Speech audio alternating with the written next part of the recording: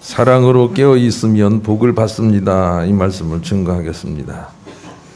해밍웨이라는 사람이 누구를 위하여 종은 울리나 라는 소설을 썼는데, 이 소설은 그 동시대에 영국의 신부인 존 번이라는 사람이 쓴 누구를 위하여 종은 울리라 라는 시에서 큰 은혜를 받아서 자기 소설에다가 그냥 이름을 그렇게 붙인 것입니다.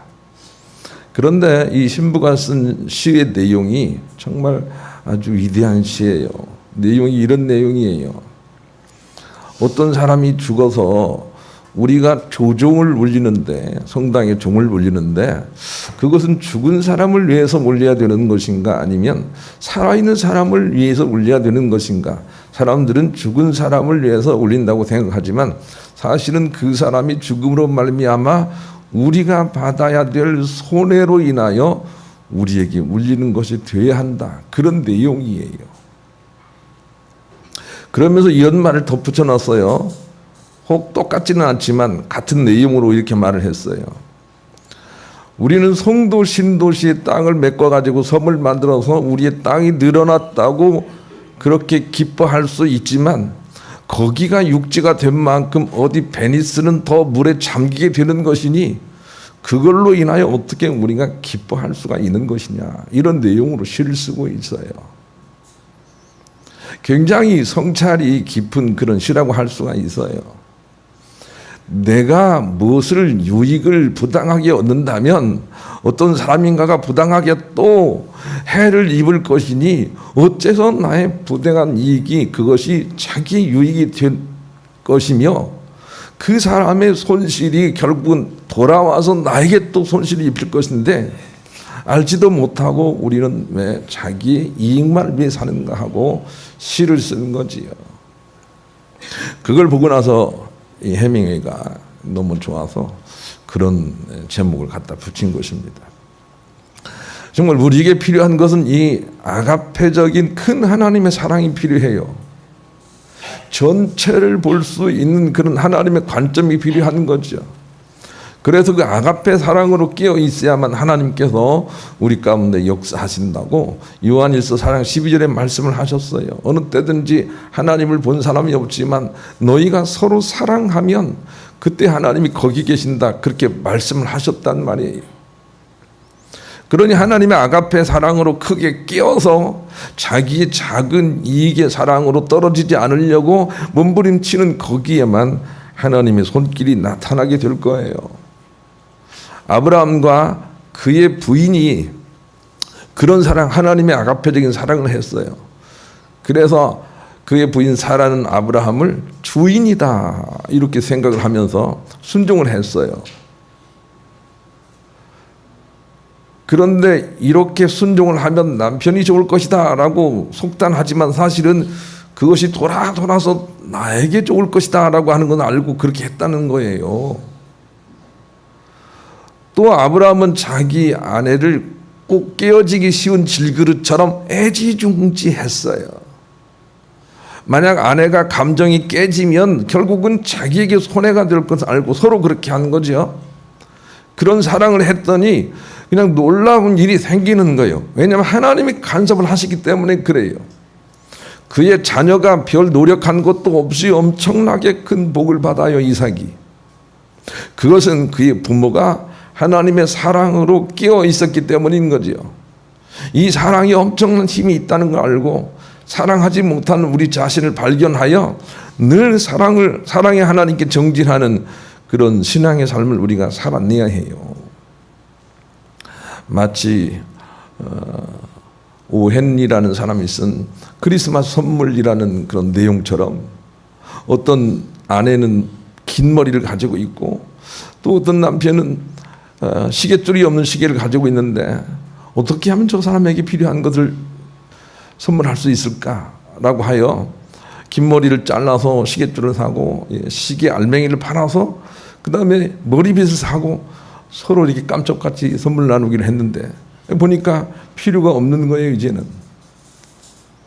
그런데 우리는 눈에 보이는 것만 생각하지 그 마음속에 역사하시는 하나님의 놀라운 개입을 생각하지 못하는 거죠.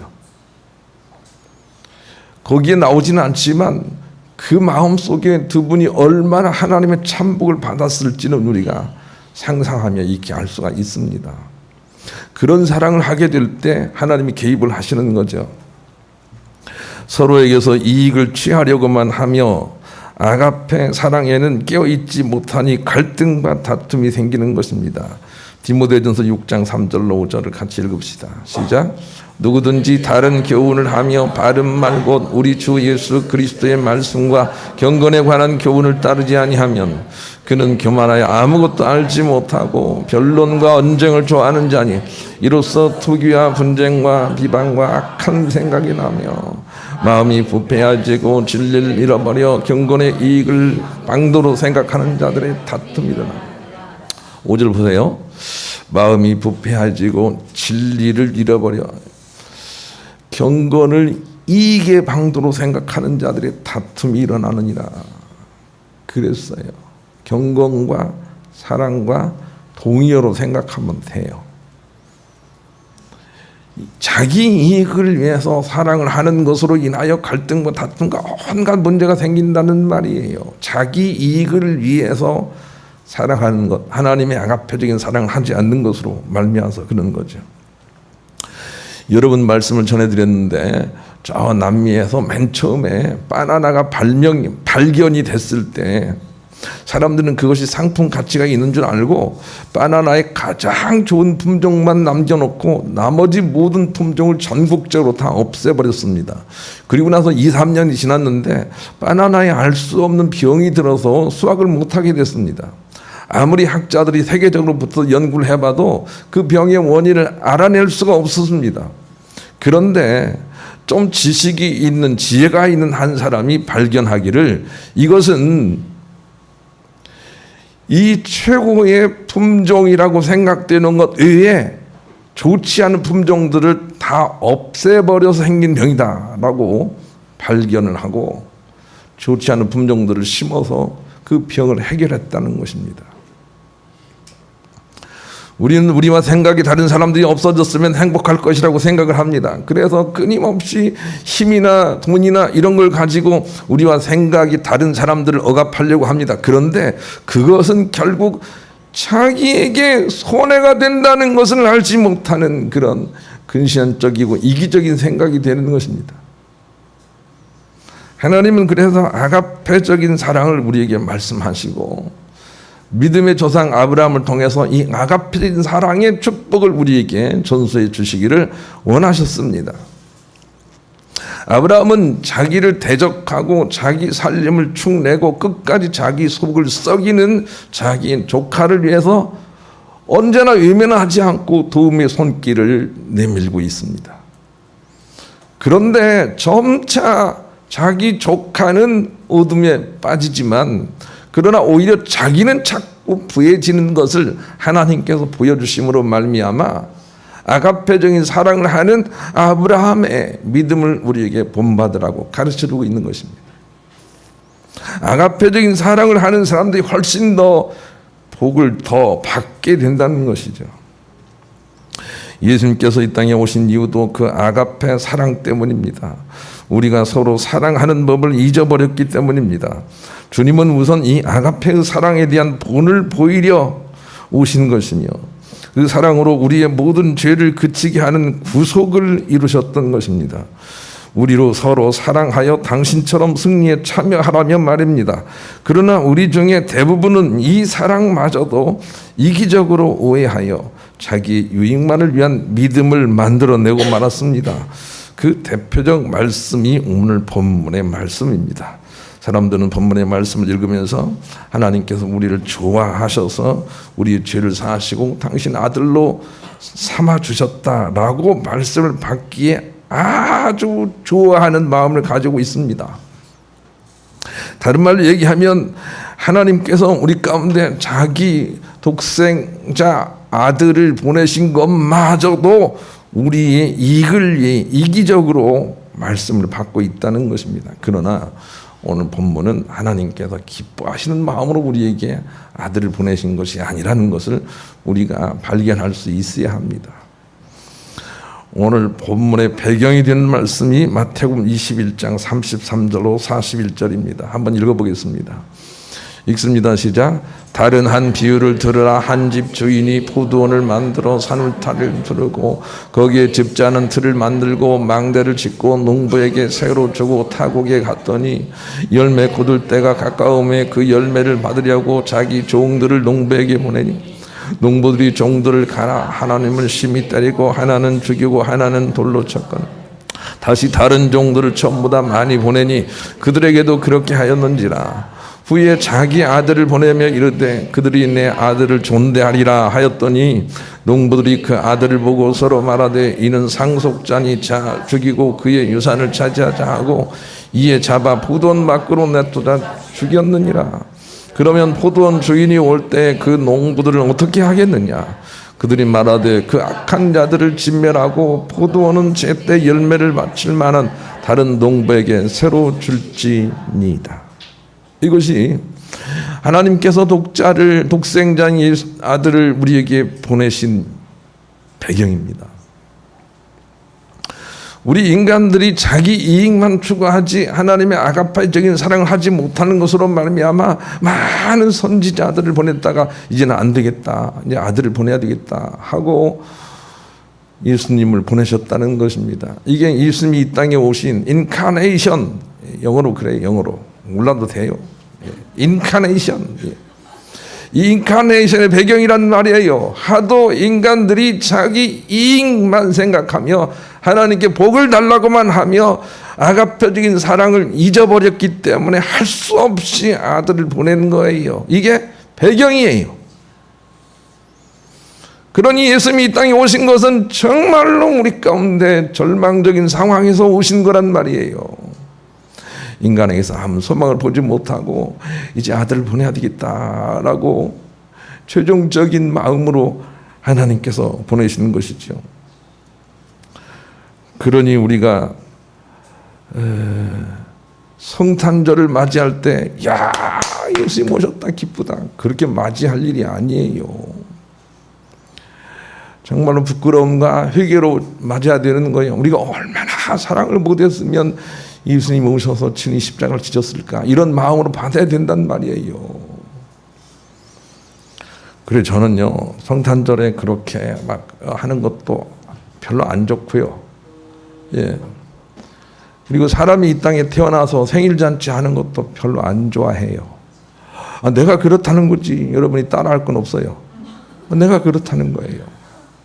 사람이 세상에 태어나면 이 사람이 진실로 하나님의 사랑을 배워가지고 영생 복락에 들어가야 되는데 숙제를 가지고 온 것인데 태어나자마자 박수를 치면 어떻게 하라고 박수를 치는 거예요. 나의 생각이 그래요.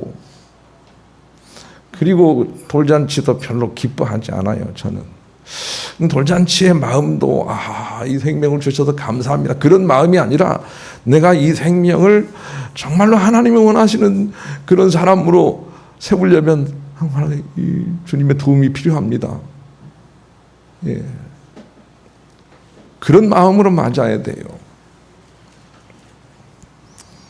전도서 7장 1절과 2절 그런 말씀 주세요. 읽어보십시다. 시작. 좋은 이름이 좋은 기름보다 낫고 죽는 날이 출생하는 날보다 나으며 조상집에 가는 것이 잔치집에 가는 것보다 나으니 모든 사람의 끝이 이와 같이 될 것이라. 산자는 이것을 그의 마음에 둘지어다. 출생하는 날이 죽는 날보다 더 가치 있는 게 아니에요. 죽는 날이 훨씬 가치가 있다고요. 잘 죽어야 해요.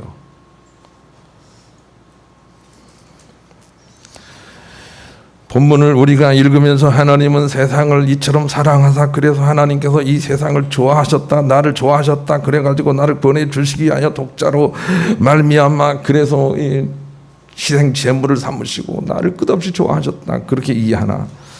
그것은 이기적인 사랑을 하고 있는 것입니다. 요한일서 2장 15절로 17절 하나님은 세상을 사랑하지 않습니다. 15절 읽읍시다. 시작.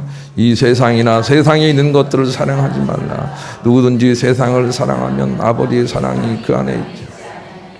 이는 세상에 있는 모든 것이 육신의 정욕과 안목의 정욕과 이생의 자랑이니 다 아버지께로부터 온 것이 아니요 세상으로부터 온 것이라. 이 세상도 그 정욕도 지나가지 오직 하나님의 뜻을 행하는 자는 영원히 가리라. 하나님이 세상을 좋아하셔서 그래서 독생자를 보냈을까요? 아니에요. 그 사랑은 그 사랑과 달라요. 좋아하셔서 보낸 게 아니에요. 어쩔 수 없어서 그냥 있는 그대로 받아주려고 보내신 거예요. 그러니 우리가 부끄러움을 알아야 돼요. 예수님이 이 땅에 오신 것은 부끄러운 일이다 하는 걸 알아야 돼요. 그것이 오늘 본문을 바르게 이해하는 사람인 거죠. 우리 그런 마음을 가지고 찬송가 463장 2절을 부르겠습니다. 하나님의 아가페적인 사랑이란 무엇을 좋아하는 것이 아니라 받아주는 것이다 는 것을 알았으면 좋겠어요. 하나님이 우리를 그냥 받으셔서 죄의 문제를 해결해 주시려고 예수님을 보내시고 사랑을 본보이시려고 이 땅에 보내시는 거예요. 그냥 받으셔서. 우리를 좋아해서 그런 게 아니에요. 그래서 아가페 그 사랑은 좋아하는 사랑이 아니에요. 좋아하는 사랑은 이기적인 사랑이에요. 나는 하나님께서 여러분을 사랑하라라고 하신 것에 너무너무 감사해요. 만약 여러분을 좋아하라 그랬다면 큰일 날 뻔했어요. 어떻게 좋아해? 어떻게 다 좋아하냐고요. 근데 사랑하라 한 것은 그냥 받아주라는 거예요. 그냥 받아주는 게 아가페 사랑이다. 좋아하는 것은 사랑의 여러 종류가 있어요. 좋아하는 것은 이기적인 사랑이다. 이렇게 우리가 이해를 해야 되겠어요. 로마서 5장 6절로 8절 같이 읽읍시다. 이게 사랑이에요. 읽습니다. 시작. 우리가 아직 연약할 때 기약대로 그리스도께서 경건하지 않은 자를 위하여 죽으셨다. 의인을 위하여 죽는 자가 쉽지 않고 선의를 위하여 용감히 죽는 자가 혹 있거니와 우리가 아직 죄인 되었을 때에 그리스도께서 우리를 위하여 죽으심으로 하나님께서 우리에 대한 자기 사랑을 확증하셨다. 어디 좋아하는 감정을 쓰고 있어요? 그냥 받아준 거예요. 우리가 죄인 중에 있을 때 하나님께서 우리를 그냥 받으셔서 십자가의 은혜로 자기 아들을 삼으시는 거예요. 그러니까 아가페의 사랑은 받아주는 것이다 하는 것을 알고 우리도 받아주기를 시작을 해야 돼요. 하나님은 우리처럼 죄인의 교수를 받아서 하나님 아들을 삼아주셨는데 우리는 돈 못 벌어오는 식구 또 공부 못하는 사람들을 받아주지 못하고 있는 거예요. 그것을 회개해야 돼요. 우리와 다른 생각을 가지고 있는 집단을 받아주지 못하는 거예요. 그것을 회개해야 돼요. 그래야만 우리가 하나님의 사랑을 따라할 수 있어요. 받아주라고 말씀하세요. 고린도후서 5장 17절로 19절 읽읍시다. 읽습니다. 시작. 그런즉 누구든지 그리스도 안에 있으면 새로운 피조물이라 이전 것은 지나갔으니 보라 새 것이 되었도다. 모든 것이 하나님께로서 났으며 그가 그리스도로 말미암아 우리를 자기와 화목하게 하시고 또 우리에게 화목하게 하는 직분을 주셨으니 곧 하나님께서 그리스도 안에 계시사 세상을 자기와 화목하게 하시며 그들의 죄를 그들에게 돌리지 아니하시고 화목하게 하는 말씀을 우리에게 부탁하셨느니라. 하나님이 우리를 그냥 받으신 것처럼 우리도 세상 사람들을 그냥 받아서 화목하게 하는 직분을 주시기 위하여 예수님이 이 땅에 오시는 거예요. 그러니 자기와 다른 사람들을 잘 받아낼 수 있는 힘을 길러야 돼요. 로마서 14장 3절 먹는 자는 먹지 않는 자를 업신여기지 말고 먹지 않는 자는 먹는 자를 비판하지 말라. 이는 하나님이 그를 받으셨습니다. 이게 사랑이에요. 로마서 15장 7절 그러므로 그리스도께서 우리를 받아 하나님께 영광을 돌리신 것 같이 너희도 서로 받으라. 하나님이 우리를 그냥 받았다니까요. 죄를 회개하기도 전에 받으셨어요. 그것처럼 우리도 어떤 사람들이 부족한 상태에 있을 때 그냥 받아주라는 거예요. 그것을 위해서 예수님이 이 땅에 오신 것인데 예수님이 오셨다고 기뻐만 할 일이 아닌 거예요. 우리가 부끄러운 마음을 가지고 주님께 나가야 되는 거죠. 복음서가 399장 함께 부르겠습니다. 우리는 우리 때문에 세상이 깨끗해지고 있는지 우리 때문에 세상이 더러워지고 있는지를 살펴서 세상을 평안하게 하는 도구가 되어야 하는 거죠. 두 번째, 예수를 믿는다는 것은 이 아가페 사랑으로 끼어 살려고 애쓰는 것이라는 겁니다. 나는 여러분에게 몇 번 권면을 드리지만 예수님께서 우리의 죄를 사해 주셨기 때문에 그러니 우리는 천국 갈 것이다 하고 속단해서는 안 됩니다. 그런 사람들이 천국 가는 게 아닙니다. 예수님께서 우리의 부족한 우리들을 받아서 하나님의 자녀로 삼아주시고 그 사랑이신 아가페 사랑 앞에 우리를 서게 했으니 이제는 우리가 부족하지만 그 사랑을 이루려고 애쓰는 자로 살아야 됩니다. 그런 사람들만이 예수 그리스도의 구속이 됩니다. 예수 그리스도의 은혜가 됩니다. 예수님이 우리 보내줬으니 우리 천국 갈 것이다. 그런 사람들은 거짓부렁에 속고 있는 거예요. 갈라디아서 5장 6절 같이 읽읍시다. 읽습니다. 시작. 그리스도 예수 안에서는 할례나 무할례나 효력이 없으되 사랑으로서 역사는 믿음뿐이라. 이 부분이 신학적으로 정말로 유명한 구절이라는 걸 아셔야 되겠어요. 가톨릭에서는 구원의 조건을 믿음과 사랑이라고 합니다. 가톨릭에서는 구원의 조건을 믿음과 사랑이라고 합니다. 그런데 우리는 구원의 조건을 사랑으로서 역사하는 믿음이라고 합니다. 성경대로입니다. 그만큼 사랑이 중요한 거예요. 다시 얘기합니다. 우리가 은혜를 받아서 다 아들로 초청을 받았습니다. 은혜입니다. 그런데 그것이 효과를 내기 위해서는 반드시 사랑을 향해서 애쓰는 자가 되어야 합니다. 은혜를 받았으니까 살아도 되겠다. 그런 사람들이 구원의 효력이 있는 게 아니에요. 은혜를 받았으니까 나도 다른 사람들을 받아줘야 되겠다. 이런 사람들만 구원이 효과가 있단 말이에요. 그러니 예수를 믿는다는 것은 이 아가페 사랑으로 끼어 살려고 애쓰는 것이어야 해요. 말씀 나온 김에 한 가지 더 얘기할게요. 요한복음 3장 16절은 중요한 절이잖아요. 그런데 사람들은 독생자를 하나님의 외아들이라고 풀어내기를 좋아하는데 독생자란 말은 사랑이란 말이에요. 스스로 계신 분이란 말이거든요. 독생이란 말이 한자에서 왔어요. 한자는 예수님을 독생자라고 그리스도를 독생자라고 불렀단 말이에요. 그런데 외아들이란 말이 아니에요. 스스로 계신 분이란 말이에요. 사랑 자체라 그 말이에요. 그래서 예수님이 이 땅에 오신 것은 사랑이 이 땅에 오신 거예요. 사랑이 없는 세상에 사랑으로 이 땅에 오신 분이 예수님이란 말이에요. 그래서 그 사랑에 끼어 사는 사람들만이 예수님의 은혜가 유효하게 돼요. 사랑하려고 애쓰고 사랑하지 못하는 것을 힘들어해야 돼요. 오늘 아까 이영구 집사님이 기도해 주셨는데 너무너무 감사해요. 그런 걸 하는 거죠. 이제 명절 돌아와가지고 여러분 가정에 각 돌아가보면 정치 얘기를 할 거예요. 그래가지고 정치 얘기를 하면서 나는 이 현 정권이 싫다는 사람과 이 정권이 좋다는 사람과 그냥 싸우고 갈등할 거예요. 하지 마세요. 자기와 생각이 다른 사람을 받아주는 것, 그게 사랑이에요.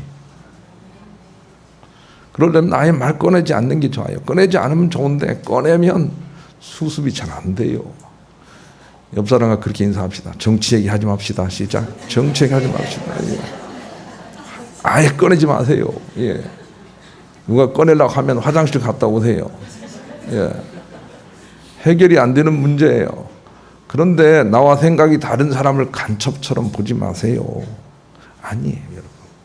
똑같아요. 그것을 하라고 받아주라고 우리에게 예수님이 오셨다는 것이죠. 헬렌 슈크만이 이런 말을 했어요. 누군가를 믿는다는 것은 그 사람을 있는 그대로 받아준다는 것을 의미합니다. 그때 그 사람을 아는 것도 가능해집니다. 그를 있는 그대로 받아주기 전까지 그대는 그를 믿는 것도 아는 것도 사랑하는 것도 아닙니다. 그랬어요. 여러분 자녀들이나 여러분 식구들을 있는 그대로 받아주지 않는 것은 여러분이 사랑하지 않는 거예요. 사랑하고 계세요? 안 하고 계세요? 그냥 있는 그대로 받아주면 정말 좋은 일이 생겨요. 왜냐하면 하나님이 오시기 때문이죠. 하나님이 하시기 때문이죠. 거듭나야 되는 것은 우리의 인격만이 아닙니다. 우리의 언어도 거듭나야 됩니다. 사랑이라는 것은 좋아하는 것이 아니고 있는 그대로 받아주는 것입니다. 이렇게 사랑이라는 것을 새롭게 이해를 해야 됩니다. 너희가 서로 사랑하라 그 말은 좋아하라 그 말이 아니에요. 우리 아들이 12월 달에 결혼하는데 우리 며느리 될 사람하고 얼마나 좋아하는지 모르겠어요. 그런데 사랑했으면 좋겠어요. 있는 그대로 받아주는 사랑. 예. 그것이 되기 전까지는 하나님의 참복을 받을 수는 없어요. 그냥 받아주는 거예요. 예. 예수님을 통해서 사랑을 배우고 사랑을 위해서 정진해야 돼요. 믿음 있노라고 안심하지 말고 믿음의 덕을 덕에, 지식을 지식에, 절제를 절제, 인내를 인내에, 경건을 경건에, 형제 우애를 형제 우애에 사랑을 공급하라 그랬는데 예수를 믿고 난 다음에는 반드시 사랑을 향해 나가고 있어야 돼요. 그래야 효과가 있어요. 여기 떠 있네요. 갈라디아 5장 6절 다시 한번 읽습니다. 시작. 그리스도 예수 안에서는 할례나 무할례나 효력이 없으되 예, 사랑으로서 향하고 있는 믿음만이 효과가 있어요. 사랑이 먼저 이루어지지 않아도 사랑을 향해서 나가야 돼요. 사랑을 이룬 만큼 우리의 삶도 풀어진다 이렇게 가르쳐 주세요. 마지막으로 빌립보 3장 13절 15절을 같이 읽겠습니다. 읽습니다. 시작. 형제들아 나는 아직 내가 잡은 줄로 여기지 아니하고 오직 한 일 즉 뒤에 있는 것을 잊어버리고 앞에 있는 것을 잡으려고 표대를 향하여 그리스도 예수 안에서 하나님이 위해서 부르신 부름의 상을 위하여 달려가노라. 그러므로 누구든지 온전히 이룬 자들은 이렇게 생각할지 만일 어떤 일에 너희가 달리 생각하면 하나님이 이것도 너희에게 나타내시. 성경이 어렵긴 하지만 14, 15절 이런 말이에요. 바울이 내가 무엇을 잃은 것이 아니다. 그냥 표대를 향해 달려가는 것이다. 그 표대가 사랑이라는 것 바울이 여러 번 얘기했어요. 사랑을 향해서 달려가는 것 자체가 완전한 거라는 거예요. 이 부분을 이해했으면 좋겠어요. 사랑하는 사람이 완전한 자예요. 그런데 사랑을 향해서 달려가는 자도 완전하게 여기겠다는 거예요. 얼마나 감사하냐고요. 그런데 사랑하지 않음으로 인해서 벌이 생긴다 이런 말이 15절에 있네요. 한번 읽읍시다. 이 어렵지만 그런 의미예요. 읽습니다. 시작.